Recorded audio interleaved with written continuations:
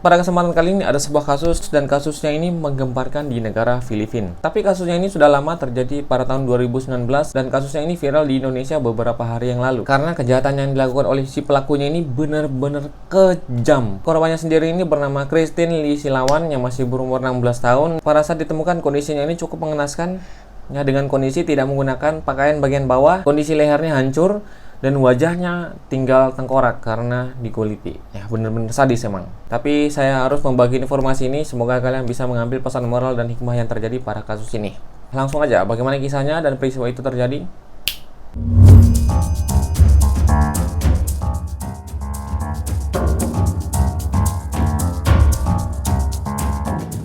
Seperti yang saya sudah katakan di awal, korbannya sendiri ini bernama Christine Lee Silawan yang masih berumur 16 tahun. Dia ini merupakan anak yang masih duduk di bangku SMA dan mempunyai cita-cita menjadi flight attendant atau pramugari ya di Filipina. Jadi kronologi tewasnya Silawan ini terjadi pada tanggal 10 Maret tahun 2019.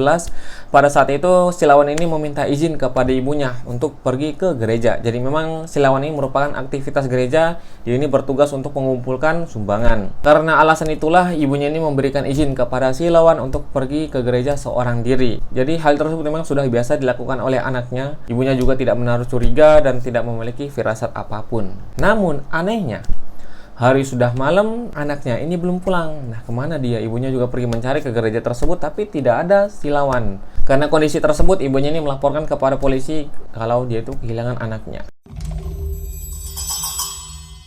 Penyelidikan awal mengungkapkan warga kawasan Sitio Mahayahai itu mendengar suara gonggongan anjing yang terjadi pada tanggal 11 Maret tahun 2019 di hari sekitar waktu jam 1:50. Warga juga membiarkan gonggongan anjing tersebut karena memang itu adalah sesuatu hal yang biasa yang terjadi di sana. Selang 4 jam dari gonggongan anjing tersebut, tepatnya pada jam 5, ada seorang warga yang mendatangi kantor polisi. Dia itu melaporkan telah mendapatkan atau menemukan seorang mayat perempuan yang berada di tengah lapangan dengan kondisi yang sangat mengenaskan. Pakaian atasnya masih dipakai sama korban dan pakaian bawahnya itu sudah nggak dipakai. Kondisi tubuhnya juga benar-benar memprihatinkan. Saya juga sempat melihat foto korban ya yang berada di internet. Pada saat itu korban ini tertidur ke sebelah kiri, yang miring ke kiri. Kondisi lehernya ini hancur ya. Terus wajahnya itu tinggal tengkorak, jadi bener-bener kelihatan tengkoraknya. Seperti tengkorak yang kalian lihat di lab IPA. Nah, sama seperti itu. Bener-bener tengkorak. Tidak hanya itu, diketahui korban ini sempat diperkosa dan kemudian dianiaya sebelum dibunuh. Setelah polisi mendapatkan laporan tersebut, mereka bergegas ke TKP atau tempat kejadian perkara. Pada saat melihat kondisi mayat tersebut, polisi ini kayak berbicara di dalam hati, kok anak ini mirip dengan Silawan. Polisi juga tidak pikir panjang langsung mengkonfirmasi penemuan mayat tersebut itu kepada ibunya Silawan. Nah, ternyata setelah diperlihatkan, ibunya Silawan ini mengatakan benar, itu adalah anak saya. Nah, ibunya yang melihat kondisi anaknya tersebut dalam keadaan tewas benar-benar histeris ya, bagaimana tidak karena merupakan anak kandungnya sendiri. Dari mana ibunya tahu kalau penemuan mayat tersebut itu merupakan anaknya? Jadi baju yang dikenakan terakhir kali anaknya itu sama persis dengan penemuan mayat tersebut. Dari keterangan ibunya itulah kalau penemuan mayat tersebut merupakan Christine Lee Silawan. Hasil otopsi juga menunjukkan terdapat 30 luka tusukan di tubuh korban. 1 di bagian leher, 9 di bagian lengan, dan 20 tusuk di bagian badan. Dari pemeriksaan postmortem, diduga korban meninggal pada jam 6 sampai jam 7 malam, sehari sebelumnya. Hasil pemeriksaan organ genital menunjukkan adanya laserasi dan hematoma sera abrasi. Intinya terdapat luka lecet di bagian labia mayora dan lipatan luar mispi. Ya, seperti itu ya teman-teman. Dari hasil otopsi tersebut itu mengindikasikan kalau ada penetrasi secara paksa yang dilakukan oleh tersangka, sehingga Silawan ini diduga diperkosa terlebih dahulu kemudian dibunuh. Namun dari hasil pemeriksaan tidak ditemukan air mani di tubuh korban. Kulit di sekitar wajah seperti luka bakar, coklat kehitaman, dan diduga pelakunya ini menggunakan asam sulfat atau senyawa kimia saat berusaha menguliti wajah korban. Beberapa bagian tubuh dari korban juga hilang seperti lidah dan trakea. Diduga organ tersebut itu sudah dimakan oleh hewan.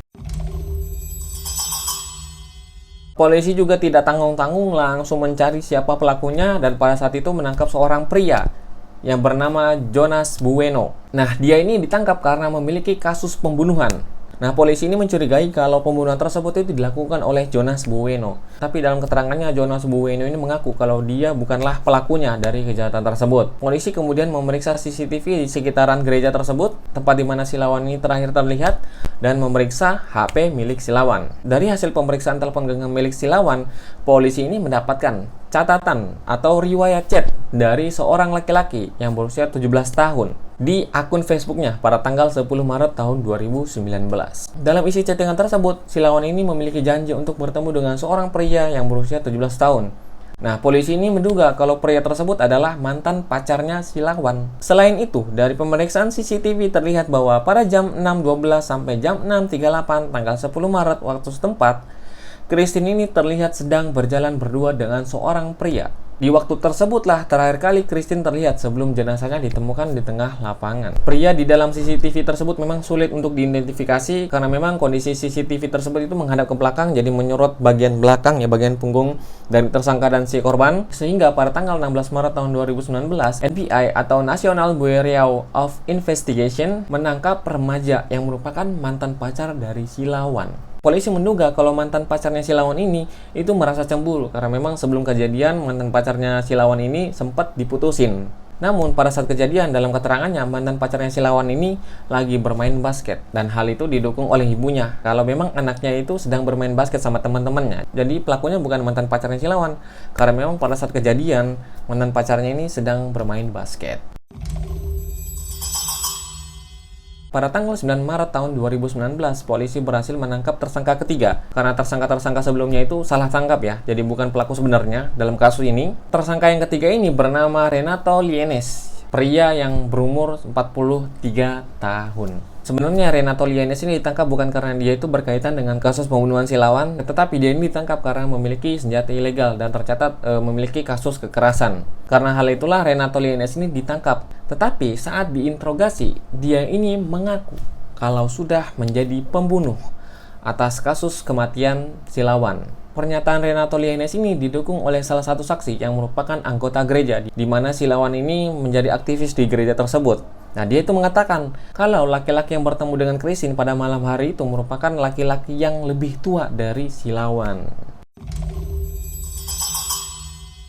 Awalnya si tersangka ini membuat akun Facebook dan mengaku sebagai pria yang berumur 16 tahun. Pelakunya ini terobsesi dengan kecantikannya Silawan dan mengaku seseorang yang bernama JJ Diaz. Karena komunikasi mereka yang semakin intens, keduanya ini memutuskan untuk bertemu pada tanggal 10 Maret tahun 2019 di Sacred Heart Parish di Barangay Pajak, kota Lapu-Lapu, Filipina. Tersangka ini mengakui kalau bertemu dengan Silawan ini pada jam 6 malam. Pada saat itu tersangka ini sudah menunggu di depan gereja di mana perjanjian mereka ini untuk bertemu ya. Dan si tersangkanya ini sempat beberapa kali mengirimi SMS pesan chat kepada Silawan tapi belum dibalas-balas. Akhirnya tidak beberapa lama kemudian Silawan ini keluar dari gereja. Dan si tersangkanya ini menemui Silawan dan dia ini mengaku sebagai JJ Diaz, laki-laki yang dia kenal di Facebook. Dan si tersangkanya juga pada saat itu menawarkan diri ya untuk mengantarkan Silawan itu pulang ke rumahnya. Tapi tetap aja Silawan ini menolak ajakan tersebut.